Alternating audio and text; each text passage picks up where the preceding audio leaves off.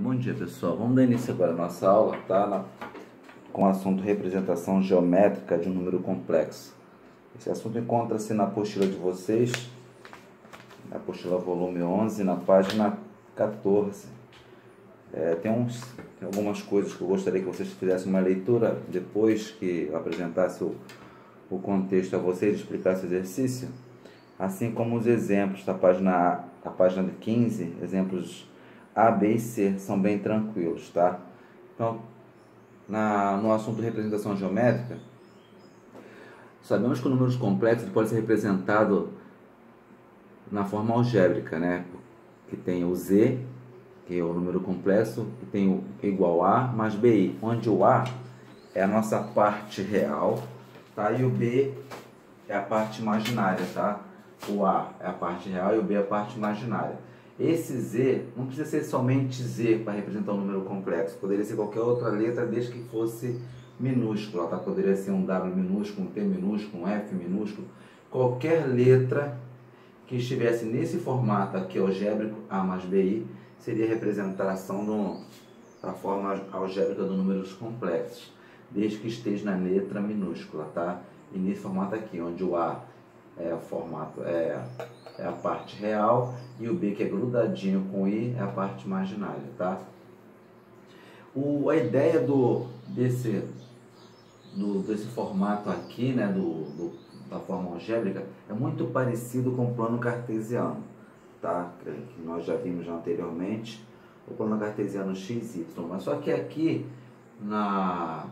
nos números complexos, nós não trabalhamos assim, plano cartesiano, tem um nome mais aprimorado, muito conhecido como o plano de Argand-Gauss, tá? Argand-Gauss foram dois matemáticos que se reuniram e decidiram trabalhar com essa parte de números complexos, tá? Indignado porque resolveu um exercício, uma determinada raiz, chegando lá no final encontrava a raiz negativa, que nós já aprendemos na equação do segundo grau, que a raiz negativa não tem solução. Tem sim, desde que a saída seja por números complexos. Então, Argand-Gauss se reuniu, os dois matemáticos decidiram elaborar um estudo sobre esse assunto, tá?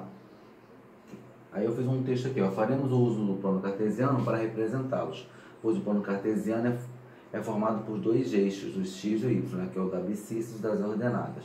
E os números complexos são formados por duas partes, a parte real, que é a letra A, e a parte imaginária, que no caso que é no y, né, que é representada pela letra B, tá? A imaginária é sempre grudadinho com y. O que você vai fazer? Se fosse fazer uma plotagem aqui, ó, por exemplo, se nós tivéssemos assim, ó, olha, tivéssemos assim, ó, Z é igual a 4 mais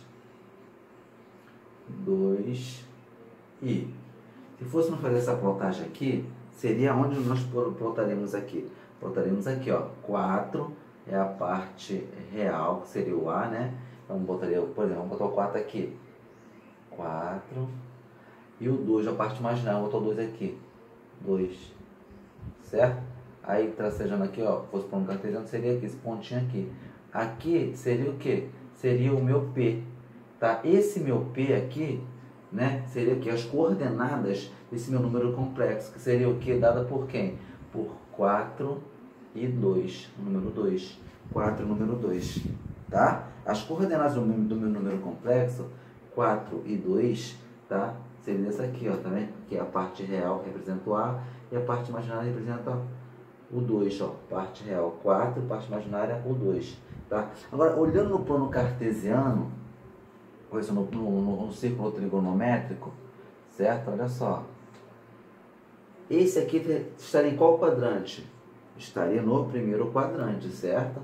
No primeiro quadrante. Lembra que primeiro, segundo, terceiro e quarto quadrante. Como que ele está nessa parte superior, tá? Estaria onde? No primeiro quadrante, tá, gente? Tá? Isso eu já vou preparando vocês para quando nós entrarmos na parte de círculo trigonométrico, não, é na parte de números complexos, mas eu fazendo uso da trigonometria, eu vou precisar desse conhecimento, que vocês relembrem esse conhecimento, tá? Mas mesmo assim, nós vamos fazendo sempre um gancho. Eu dou a matéria e vou buscar na revisão lá atrás, para a gente poder ir assimilando os conteúdos, tá? Continuando aqui, ó. O ponto P, representação do número complexo. O ponto P terá coordenadas de A e B, como eu falei aqui para vocês, tá? Coordenadas de A e B, onde o A é a parte real e o B é a parte imaginária. Agora, um detalhezinho, esse P aqui, tá? Deixa eu tirar aqui isso aí, daqui foi o exemplo que eu coloquei, tá? Esse P aqui que eu coloquei aqui em cima, ele tem um nome, tá? Não é, mas esse P é o ponto de encontro do número complexo? Sim, é o ponto de encontro do número complexo, como se fosse uma coordenada cartesiana, esse Pzinho aqui. Só que é o seguinte, gente, ó, esse Pzinho aqui, tá? O nome dele é o quê? Ele é conhecido também como afixo do número complexo.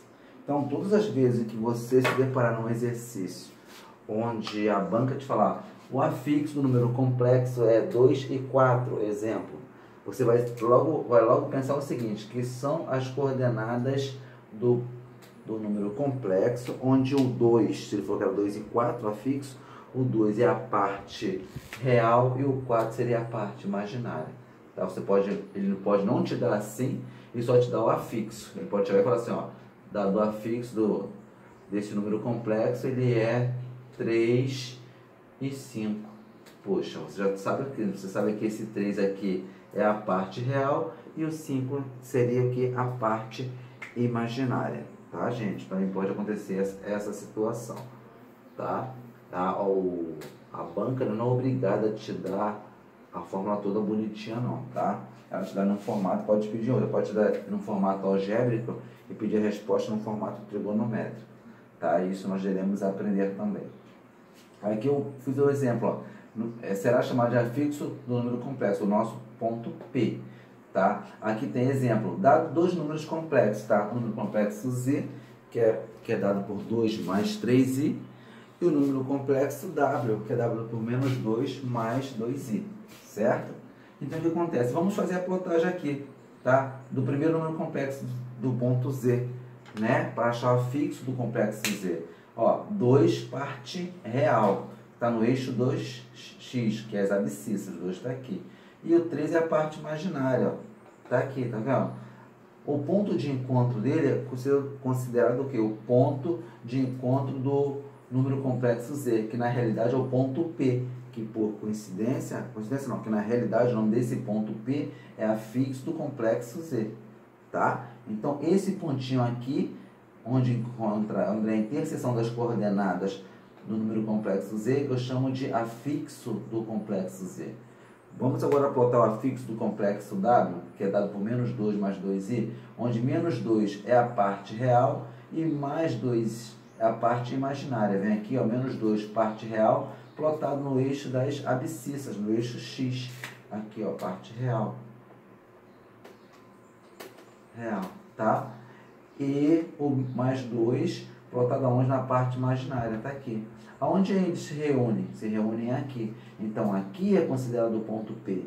É o ponto P, que é o afixo do complexo W. Tá bom? Eu vou refazer, recapitular. Olha só. Tenho dois complexos, Z e W. Onde o Z é dado por 2 mais 3i. E o complexo W é dado por menos 2 mais 2i. Vamos plotar o complexo Z. 2 é dado quem? É o número real, certo?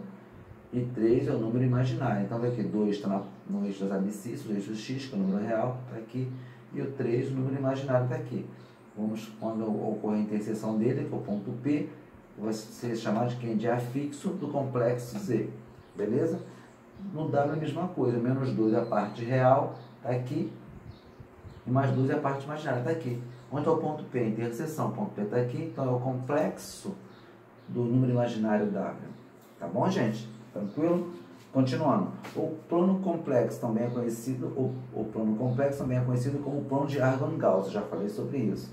Utilizado para representar geometricamente um complexo. Já comentei sobre isso com vocês, tá? Agora vamos ver agora o módulo. Essa parte módulo de um número complexo. O módulo de um número complexo, ele está, a explicação dele no livro de vocês, ele consta na página 16, tá? Na página 16 nós temos lá, módulo de um número complexo. Aí tem um textozinho, tá? E tem alguns exemplos, tá bom?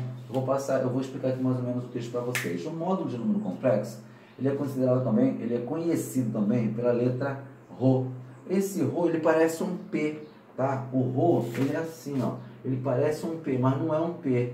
É uma letra, é uma simbologia matemática que a gente chamamos ele de Rho. E é considerado também o complexo, ou é considerado o módulo do complexo, ou é considerado o módulo do número complexo. Como fosse um P, ó. Você faz o P, ó, faz o P e puxa uma perninha para cá, ó. Tá só uma perninha assim para cá. É o Rho, tá bom? Rho ou o número complexo e módulo, ó. Tá vendo? As duas barrinhas aqui são módulo complexo, tá? Assim, ó, o módulo complexo é dado por Rho ou duas barrinhas que diz módulo mais um complexo Z ali dentro, ou a letra, qualquer letra que seja minúsculo, tá? Mas o que vem a ser o módulo de número complexo? Gente, o módulo de número complexo nada mais é a distância da origem até o afixo, né? Ele é um plano cartesiano, no caso de um plano cartesiano, né, seria a representação, é como se fosse assim, você vai plotar as duas coordenadas, né? A parte real A e a parte imaginária. Vai encontrar a interseção, certo? Seria o quê? Seria o ponto P, que na realidade quem? É o afixo. Então ele fala o seguinte, que é a distância da origem, ó, da origem, que é daqui, até o afixo, até aqui. Seria na realidade, gente, fosse imaginando um triângulo retângulo, seria a hipotenusa, tá? O Rho nada mais é, ou o módulo do complexo, né? Você leva a grosso modo a interpretar que ele se fosse como se fosse uma hipotenusa no triângulo retângulo. Por quê? Olha só, quando você faz a interseção dos dois pontos, parte real e parte imaginária, encontrou um ponto P. Ponto P quem? É o ponto, é o afixo do complexo Z, certo? Encontrei. Mas ele fala aqui o seguinte, que o módulo de um complexo é o que? É a distância da origem, que vem daqui do zero, até o afixo. Então essa retinha aqui, você destacando ela aqui, ó, destaquei ela aqui para você, tá vendo? Esse aqui em cima, essa distância aqui seria o quê? Seria o Rho, né, como se fosse a hipotenusa. Esse lado do cara seria aqui, um dos catetos, e aqui embaixo outro cateto, certo? Então teria a hipotenusa e dois catetos, certo?